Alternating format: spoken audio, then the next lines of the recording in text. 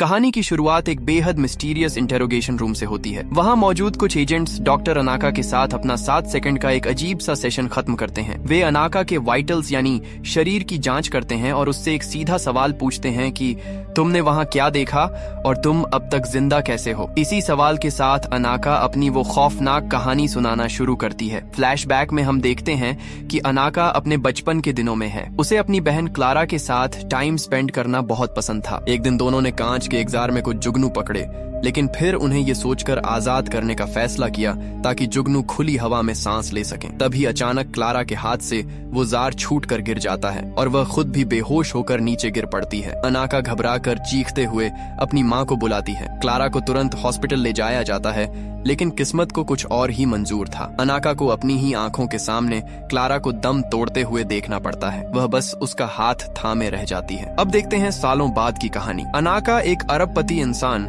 Sam के एक seminar में हिस्सा लेती है। सैम को इस बात का पूरा यकीन है कि इस यूनिवर्स में हम अकेले नहीं हैं। सैम खुद को कोई बहुत बड़ा विजनरी नहीं मानता, बल्कि वो कहता है कि वो सिर्फ चीजों को ऑब्जर्व करने वाला इंसान है। वो भीड़ को बताता है कि उसने अपनी पहली अरबों की दौलत सोलर एनर्जी से बनाई थी, लेकिन उसने सूरज का आविष्कार नहीं किया है। बात करते करते सैम की नजर अनाका पर पड़ती है और वह पूरी भीड़ के सामने उससे हाथ उठवाकर कहता है कि अनाका ही वो पहली इंसान है जिसने डार्क मैटर की तस्वीर खींची थी। इस इवेंट के खत्म होने के बाद सैम सीधे अनाका के पास आता है। सैम बताता है कि वो उसका बहुत बड़ा फैन है और वो यहाँ सिर्फ भाषण देने नहीं आया था। वो असल में अनाका को एक जॉब ऑफर करने आया है। दोनों एक बार में बैठकर उसके काम के बारे में बात करते हैं। अनाका उसे बताती है कि कैसे उसने अंतरिक्ष के उस उलझे हुए डेटा में एक पैटर्न ढूंढने के लिए 233 डेटा सेट्स को एक साथ मिलाया था। जब सैम पूछता है कि उसने ऐसा क्यों किया, तो अनाका जवाब देती है कि वो बस ये जानना चाहती थी कि आखिर उस अंधेरे अंतरिक्ष में क्या छिपा है। सैम उसे कैरेबियन के एक सुनसान आइलैंड पर बनी एक छोटी सी लैब में 1 साल काम करने का कॉन्ट्रैक्ट ऑफर करता है। उसकी बातों को सीक्रेट बताते हुए सैम ज्यादा डिटेल नहीं देता। उसकी इन रहस्यमयी बातों से अनाका को लगता है कि सैम शायद एलियंस का शिकार कर रहा है, लेकिन सैम साफ करता है कि वो उनका शिकार नहीं बल्कि उन्हें इकट्ठा कर रहा है। ये बात सुनकर अनाका काम करने के लिए मान जाती है। कुछ समय बाद अनाका को एक नाव के जरिए उस रहस्यमयी आइलैंड पर ले जाया जाता है। वहाँ उसकी मुलाकात एक इलेक्ट्रॉनिक्स इंजीनियर चार्ली से होती है। चार्ली गेटवे लैब्स का डायरेक्टर है और सैम ने उसे इस आइलैंड पर मौजूद टेक्नोलॉजी की जांच करने के लिए हायर किया है। वहाँ पहुँचने पर उन्हें पता चलता है कि चीजों को सीक्रेट रखने के लिए स्टाफ में केवल 10 लोग ही हैं। लैब की बिल्डिंग में अंदर जाने से पहले अनाका की नजर बाहर रखी एक बेहद अजीबोगरीब मूर्ति पर पड़ती है। ऊपरी मंजिल पर उसकी मुलाकात डॉक्टर पेरी से होती है, जिसे एक डॉक्टर द्वारा इम्यूनो बूस्टर का इंजेक्शन लगाया जा रहा था। अनाका अपना इंट्रोडक्शन देती है और हाथ मिलाने के लिए आगे बढ़ती है, लेकिन पेरी उसे इग्नोर कर देता है। पेरी का बर्ताव बहुत रूखा था। उसे लगता है कि अनाका को सैम ने उसकी जासूसी करने के लिए भेजा है। इसी बीच चार्ली भी वहाँ आता है और बात करने की कोशिश करता है, लेकिन पेरी उसके साथ भी वैसा ही बुरा बर्ताव करता है। पेरी उन्हें पूरी जगह घुमाता है और वार्निंग देता है कि यहाँ उनके हर कम्युनिकेशन पर नजर रखी जाती है और ये उनके साइन किए गए एग्रीमेंट का हिस्सा है। लैब के अंदर चार्ली वहाँ की एडवांस टेक्नोलॉजी देखकर एकदम हैरान रह जाता है। पेरी उसे सख्त हिदायत देता है कि वो किसी भी चीज को न छुए। इसके बाद पेरी इंसान के विकास के बारे में बात करने लगता है। वो कहता है कि कैसे इंसान सबसे बड़े शिकारी हैं जो खुद को ही खत्म करने पर तुले हैं और अब हम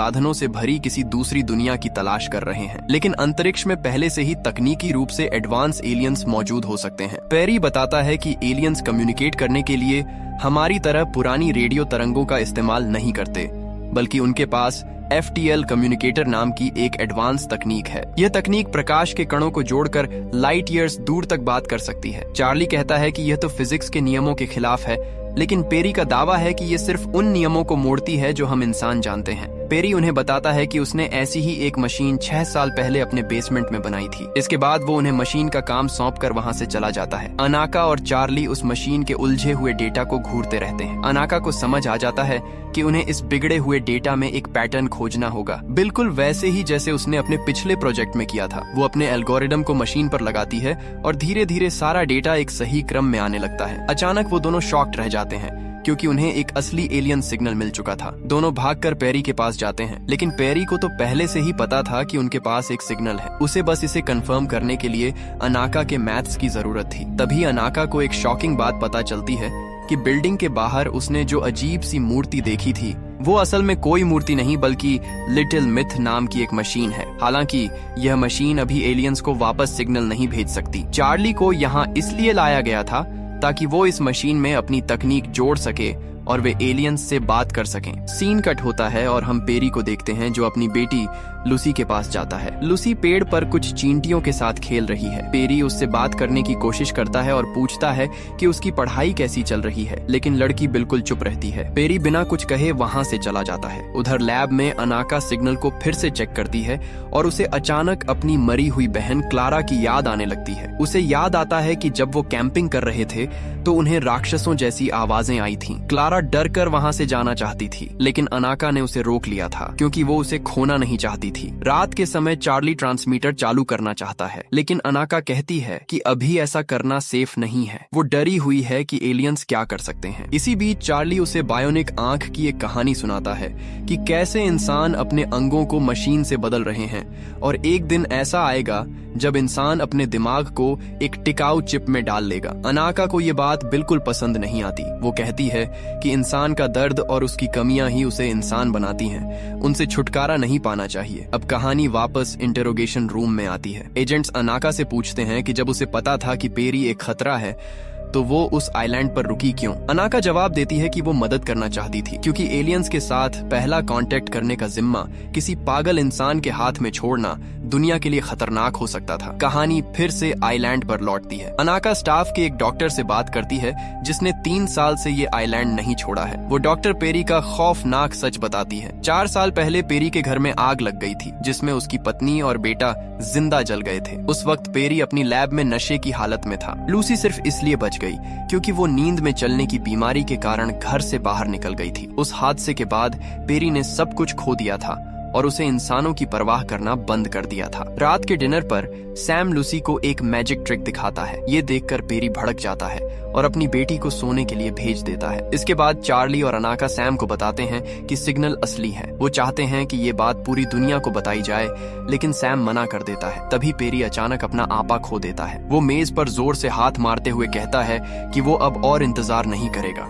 वो चाहता है कि चार्ली और अनाका अभी उसकी मशीन को ठीक करें। पेरी के वहां से जाने के बाद सैम खुलासा करता है कि पेरी की मानसिक हालत ठीक नहीं है और वो उसे सिर्फ दवाइयों के सहारे वहां रखे हुए हैं। वो बताता है कि अनाका और चार्ली को यहाँ लाने का असली मकसद पेरी की जगह लेना ही था। रात गहराने पर चार्ली और अनाका शराब पीते हुए बात करते हैं। अनाका को डर है कि एलियंस खतरनाक हो सकते हैं, लेकिन चार्ली का मानना है कि एलियंस को धरती से कुछ नहीं चाहिए। सबके सो जाने के बाद चार्ली चुपके से लैब में घुसता है और लिटिल मिथ मशीन को ठीक कर देता है ताकि वो वापस मैसेज भेज सके। वो तुरंत पेरी को बताता है। पेरी बिना सोचे समझे मशीन में मैसेज सेट करने लगता है। वो प्रकाश की गति और मैथमेटिकल कोड का इस्तेमाल करता है ताकि एलियंस को बता सके कि इंसान समझदार है। अनाका उसे रोकने की बहुत कोशिश करती है। वो सैम को भी मैसेज करती है, लेकिन सैम कहता है कि वो कुछ नहीं कर सकता। मशीन में कोई किल स्विच यानी उसे बंद करने का बटन नहीं था। कुछ ही देर में मशीन चमकने लगती है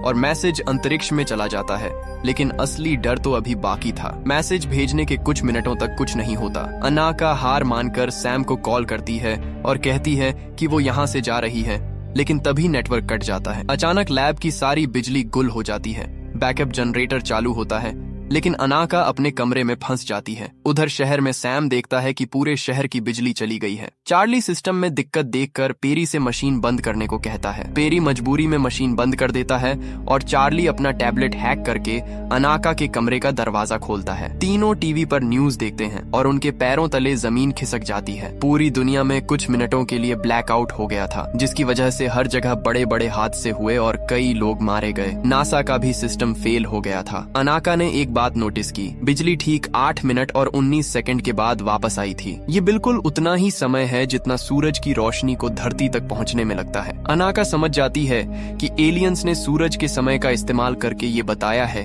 कि उन्हें हमारा मैसेज मिल गया है और वो हमारी बात समझ रहे हैं। हालात बिगड़ते देख अनाका और डॉक्टर तय करते हैं कि उन्हें पेरी को मार देना चाहिए, क्योंकि वो कुछ भी कर सकता है। लेकिन चार्ली को अब भी लगता है कि एलियंस अच्छे हैं। इसी बीच पेरी कैमरों में देखता है कि उसकी बेटी लूसी बाहर भाग रही है। वो तुरंत मशीन का एक बटन दबा देता है। अनाका उसे रोकने भागती है, लेकिन बहुत देर हो चुकी थी। बाहर मशीन के चारों ओर मौजूद सारे कीड़े अचानक मरकर गिरने लगते हैं और एक परफेक्ट घेरा बना लेते हैं। लूसी वहां पतंग उड़ा रही थी, तभी उसकी पतंग मशीन की तरफ खींचने लगती है। डोरी उसके हाथ में बुरी तरह उलझ जाती है और खून बहने लगता है। पेरी भागकर अपनी बेटी की जान बचाता है। तभी उन सबको आसमान में एक अजीब सी खौफनाक चीज बनती हुई दिखाई देती है। शहर में नेशनल सिक्योरिटी एजेंसी के एजेंट्स सैम को घेर लेते हैं। उनसे सवाल पूछा जाता है कि जब पूरी दुनिया में लाइट गई थी तो सिर्फ उसके प्रोजेक्ट्स की लाइट क्यों नहीं गई। उनके पास आसमान में बन रही उस अजीब चीज की फुटेज थी जो लगातार बड़ी हो रही थी। अगले 2 दिनों में वो पूरी दुनिया को दिखने वाली थी। सैम एजेंट्स को गुमराह करने की कोशिश करता है और कहता है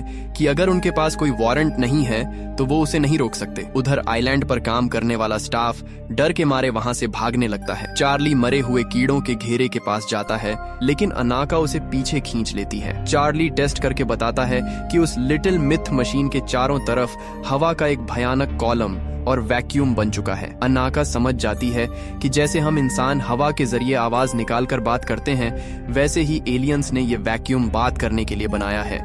वो मशीन के पास आग जलाते हैं और धुआं तुरंत उस वैक्यूम में खींच जाता है, जिससे उस खौफनाक घेरे का आकार दिखने लगता है।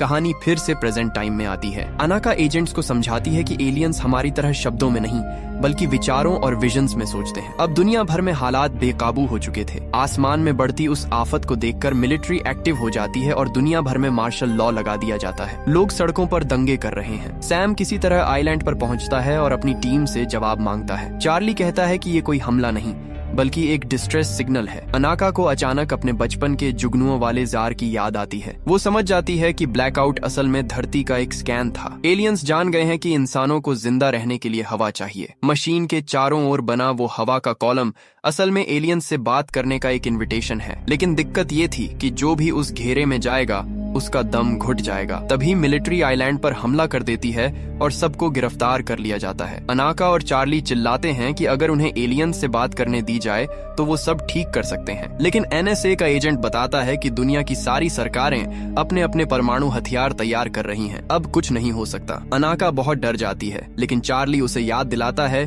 कि वो एक साइंटिस्ट है और उसे डर को अपने ऊपर हावी नहीं होने देना चाहिए। क्लारा की याद आते ही अनाका की आंखों में आंसू आ जाते हैं, लेकिन वो तय करती है कि इस बार वो किसी को मरने नहीं देगी। अनाका एनएसए एजेंट से झूठ बोलती है कि पेरी की वजह से वो आसमान का खतरा और बड़ा हो रहा है और सिर्फ वो ही इसे बंद कर सकती है। एजेंट उसे सिर्फ 5 मिनट का टाइम देता है। बाहर चार्ली गार्ड्स का ध्यान भटकाने के लिए चिल्लाने लगता है। इसी मौके का फायदा उठाकर अनाका सीधा उस जानलेवा हवा के कॉलम की तरफ भागती है और उसके अंदर घुस जाती है। तभी एक सैनिक उसे गोली मार देता है और वो नीचे गिर जाती है। कुछ सेकंड के घने अंधेरे के बाद अनाका की आंख खुलती है। वो एकदम ठीक थी, पर वो एक अलग ही दुनिया में थी, अपने ही दिमाग के अंदर। उसके सामने उसकी मरी हुई बहन क्लारा खड़ी थी। एलियंस क्लारा का रूप लेकर उससे बात कर रहे थे। उन्होंने बताया कि वो कोई मशीन या बायोलॉजिकल जीव नहीं है, बल्कि वो खुद फिजिक्स हैं। चार्ली की थ्योरी बिल्कुल सही थी। वो सिग्नल असल में एक चेतावनी थी। मैसेज भेजकर धरती ने यूनिवर्स में अपनी लोकेशन बता दी थी, जिससे अब ब्रह्मांड के खतरनाक शिकारी एलियंस धरती की तरफ आ रहे हैं। ये एलियंस धरती को उन शिकारियों से बचाने के लिए आए थे। क्लारा के रूप में एलियंस अनाका को वो जुगनुओं से भरा जार देते हैं। अनाका उस जार को खोल देती है और सारे जुगनू आजाद हो जाते हैं। इसी के साथ अनाका अपने बचपन के दुख और अपराध बोध से भी आजाद हो जाती है। जैसे ही उसकी आंखें असली दुनिया में खुलती हैं, वो देखती है कि रहस्यमयी और भयानक बादल बहुत ही खौफनाक स्पीड से